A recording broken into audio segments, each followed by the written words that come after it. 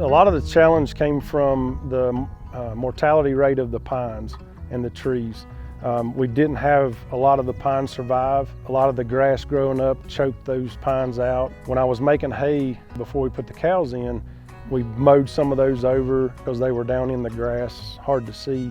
And then the walnuts, we didn't put the tree protectors on. I don't have a lot of deer pressure here.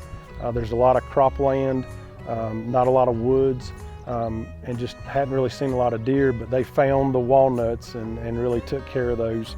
And they're a slower growing tree, so a walnut would be 3 or 4 feet high, and the locust beside of it would be 10 or 11 feet, which is a lot better. The cows don't mess with those as much. They scratch on them, but the walnuts are just like the pines. They're real low, short, and they didn't really survive very well.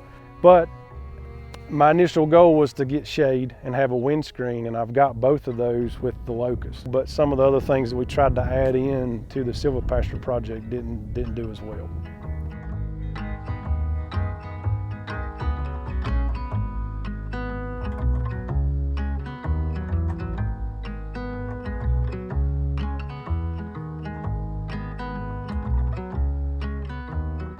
There's been a lot of blood, sweat, and tears out here, picking up limbs, doing trimming, getting rid of brush. It took a lot of initial work, and we've had a couple of ice storms and a couple of hurricanes since we've been in business, and it just ransacks it with limbs. You got to get out here and clean it up again. So it's a love-hate relationship. We love the way it looks. We love living in the middle of it, but we hate it when we have to get out there and clean all that up when we have a big storm. It's just like having a 400-acre yard that you have to clean up after a storm. And it's pretty much the same for Silvopasture.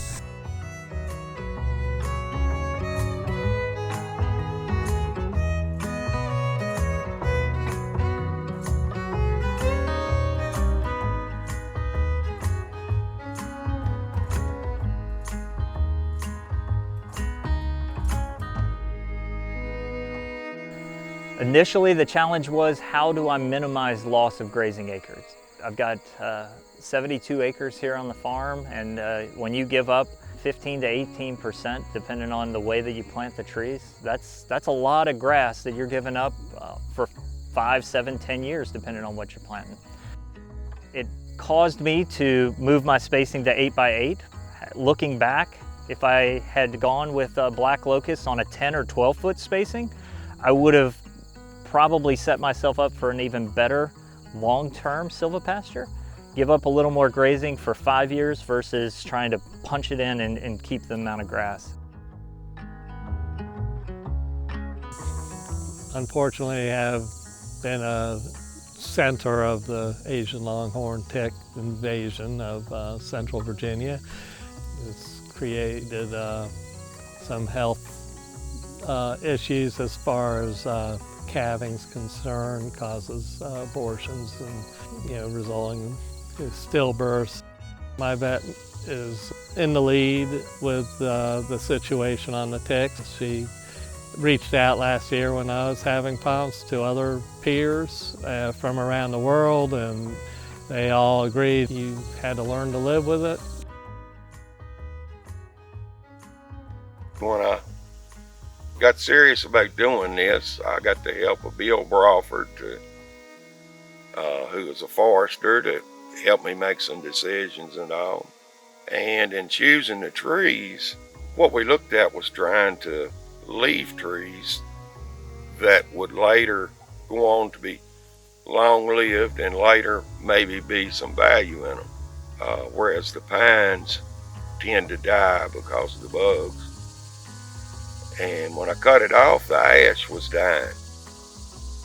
And I left quite a bit of ash just because they were really nice trees, in hopes maybe something would happen and it wouldn't kill them, but they're all gone.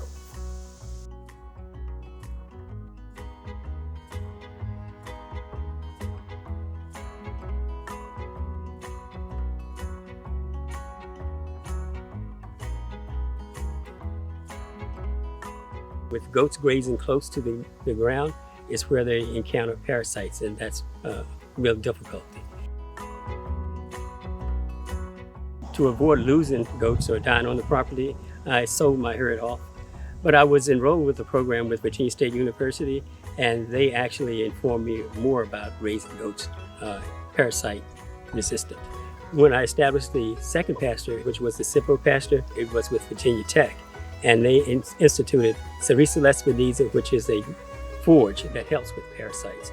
Sericea lespedeza did have some medicinal assets in order to help with parasites within goats and sheep.